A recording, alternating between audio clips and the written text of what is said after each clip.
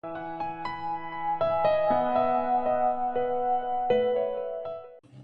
students, today we are discussing basic accounting terms and I am here with some new terms for you. First is voucher. What is voucher? When you face different type of transactions in day-to-day basis, there are numerous transactions you have in your business. So now the matter is how will you make record of all the transactions. So for recording purpose, this is the basic document for recording purpose and prepared for each transaction. It is voucher. Voucher is prepared for each transactions. That means one voucher represent one transaction and the debit and credit also mentioned in the voucher. Next is printed separately by different firms. Different firms print it separately and they can write their own name in the vouchers.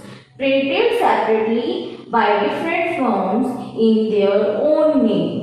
Next is firm varies from firm to firm.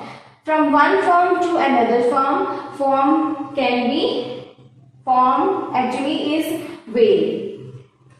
Each is numbered. Each firm is numbered, countersigned by authorized person. Because we have number of transactions and for every transaction we have one voucher. So each voucher or each transactions we have a record of that in case of voucher, and each is numbered and countersigned by authorized person. The authorized person signed upon it and the accountant held all these things, and the accountant that accountant of the firm make record of all the vouchers and all the transactions in the business. Next is goods. What are goods? The business is dealing in different type of goods. That means if a business is dealing in stationery, then it is goods for a business. So the things which are for resale purpose are known as goods. Things in which business deals in for production or for selling purpose. If we are purchasing something and we are purchasing something for our personal use, then it will not be goods. It will be goods only when we purchase something for selling purpose and for reproduction of the things, and after production these goods are automatically for selling purpose. So things in which business deals in are goods.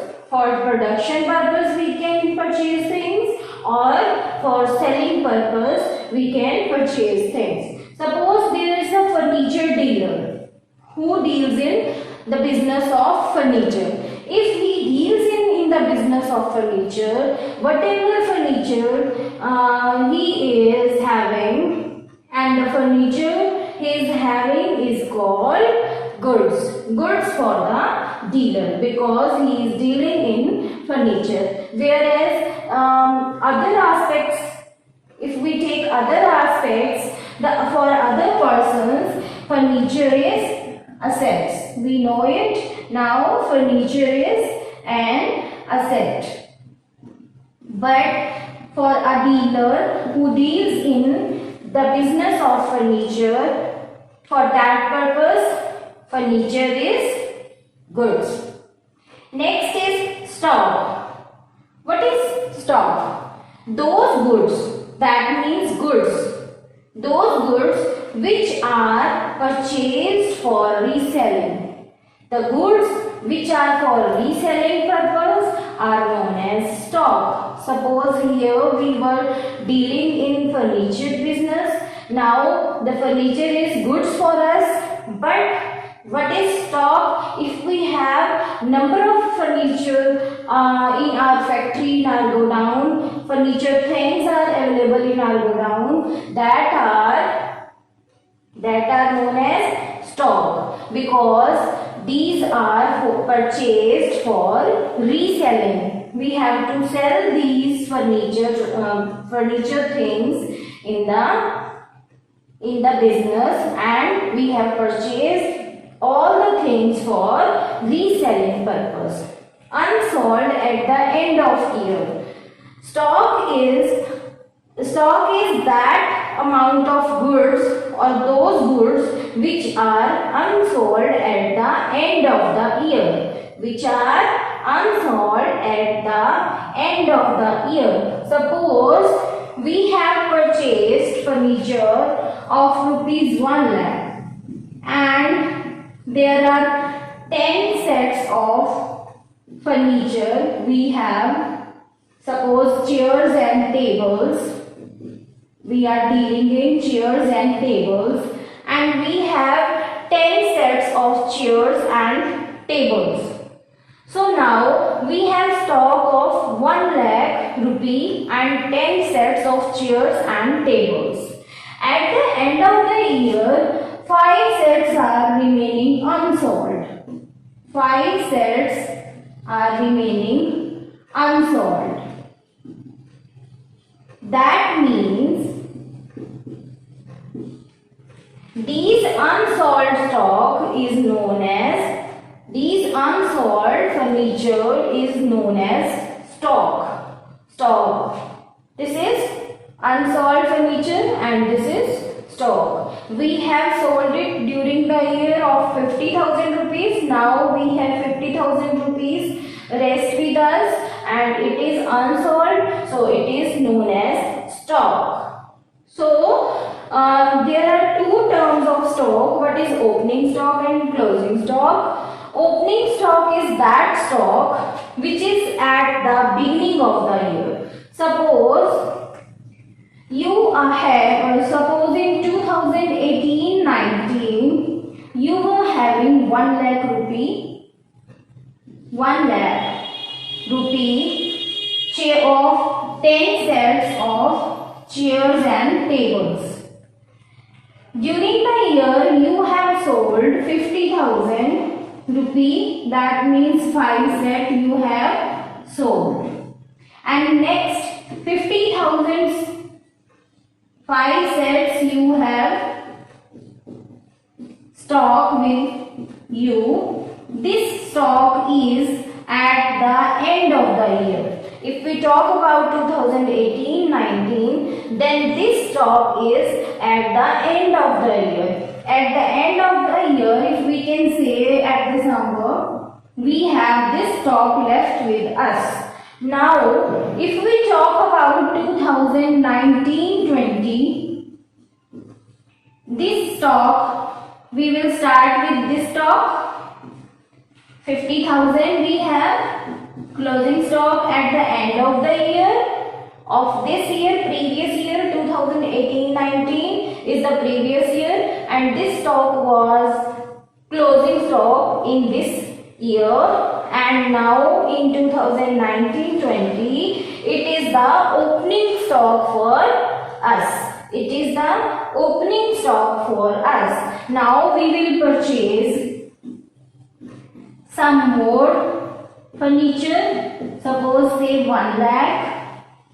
We will purchase 1 lakh furniture more, and then if we will sell them, and whatever we will left with us will be the closing stock of this year 2019-20. So we can say the stock laying in the previous year unsold is known as the opening stock of the next year.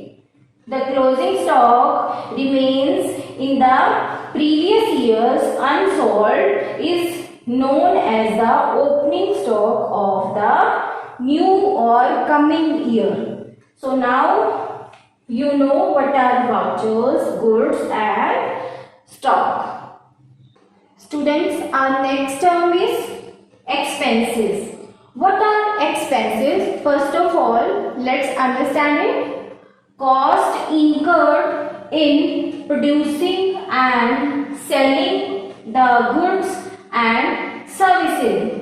Suppose we have made purchases. Suppose we have purchased raw material, that means we have purchased cotton. So now cotton will not be in saleable condition. We first of all make cotton in the condition of selling the cotton, and then we will sell the cotton and in finished products or in ready-made form of cloth. So if we are in production and we are purchasing raw materials, then we will first of all purchase raw material and then put expenses on them and do production, and then afterwards when final goods are ready we will sell them. Now cost incurred in producing and selling the goods and services. The cost which we incur for producing, that means in production process, the cost we are incurring, and selling the goods and services. For selling purposes of goods and services, we incur cost, and that cost is expense. Expense is the cost incurred in producing and selling the goods and services. Next is cost for generating revenues. Suppose if you have a raw material with you, and if you are selling that raw material, it will not earn profit. So if you prepare that raw material in selling form or in finished products or in ready-made form that is consumable to your consumers, in that case you are generating revenue. Your revenue will be only in that case when you are converting your raw material into finished products, so that consumers can attain it in the finished form. So the expenses incurred for generating revenue. Whatever the expenses we incur, whatever the cost we incur on generating revenue, that is known as expense.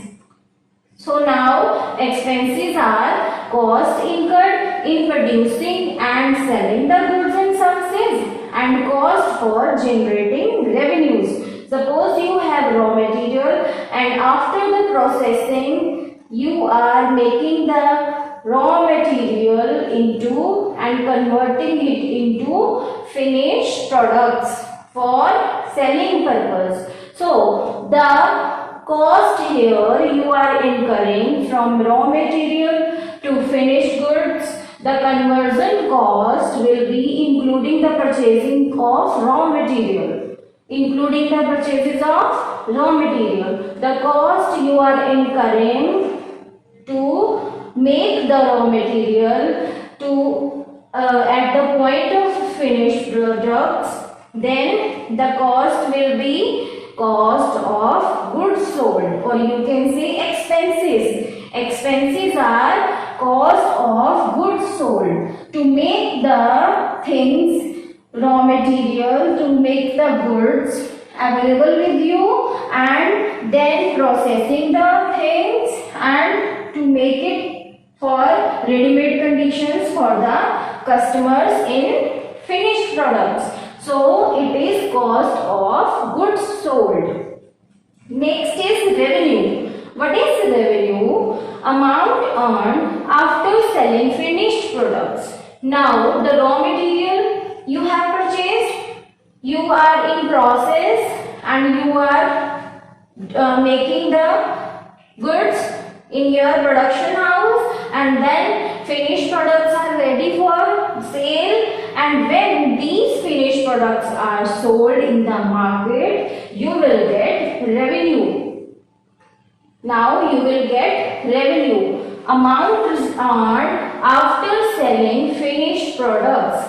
After selling these finished products, whatever you will get, it is revenue.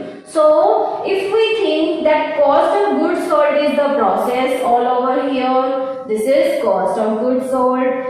That means those goods which are for sale, for incurring the cost of those goods which are for sale are here cost of goods sold. That means from here to here we have how much amount we have. Suppose raw material is of 50,000 rupees. Then in the process work we have expenses of rupees 20,000, and then finished products are ready and with the cost of 70,000. Total cost is 70,000. We have addition of raw material and the cost. So then 70,000 finished products value is 70,000, but these finished products now we are selling in the market, and 70,000 was the cost of goods sold to preparing that finished goods. So cost of goods sold is 70,000. Then we will add profit. Suppose let's say 10% profit we are adding. So now 7,000 is the profit according to 10% of cost of goods sold.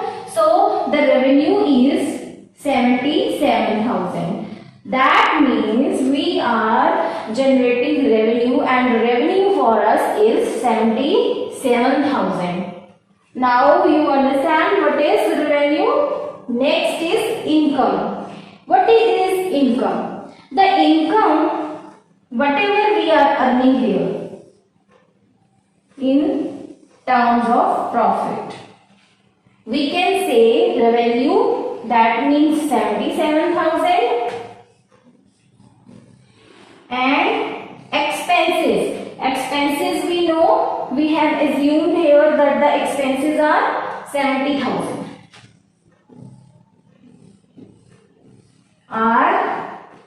These are the incomes. These are the incomes. So we can say profit is income.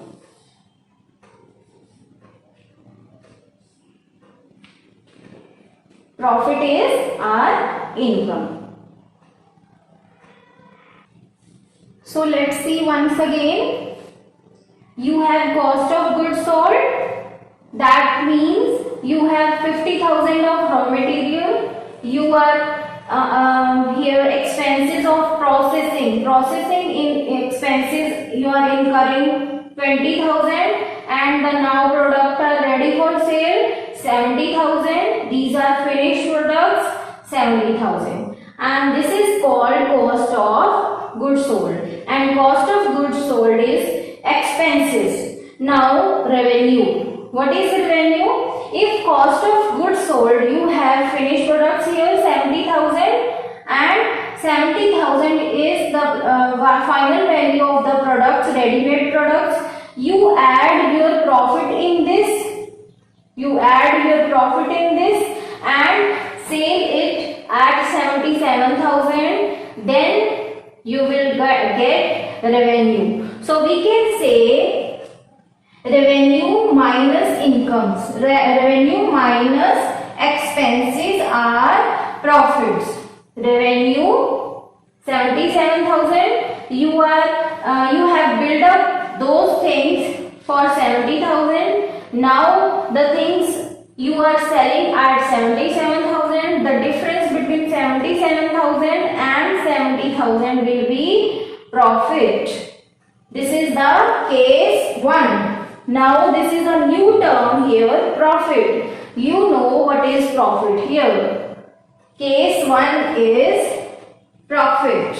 This is the case of profit. When your revenue are greater than your expenses, you are earning income, and profits are included in this.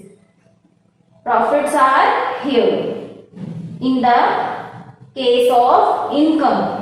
Suppose you are earning 60,000. Suppose you are earning 60,000. In second case, you are earning 60,000 60,000 and your revenue is 60,000, which is less than cost of goods sold. That means the expenses you have incurred 70,000, but you have sold the goods for 60,000. There may be certain cases when you are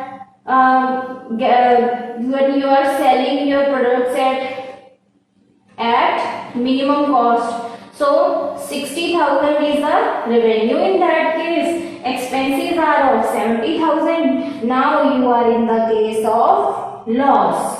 Here you will face loss because your expenses to make the products are 70,000. Your revenue you are earning from selling these goods are 60,000, and then loss is there, and the loss is of, or you can say here 65,000 is revenue, and the loss is of 5,000. This loss may be because of certain reasons. Maybe there are loss by fire, or maybe trends can be changed and your stock is not sold at the rate you have decided. So trend change can be the reason of the loss. There can so many reasons for the loss. Now our last term is gain. What is gain? Gain is a monetary benefit. In terms of money, when we get benefit, it is gain. Profit or advantage from incidental transactions. Transactions which are not in the normal course of business and not related to production and buying and selling of goods, and incidental transactions. Profit or advantage from incidental transactions, with the transactions which are not in the normal course of business.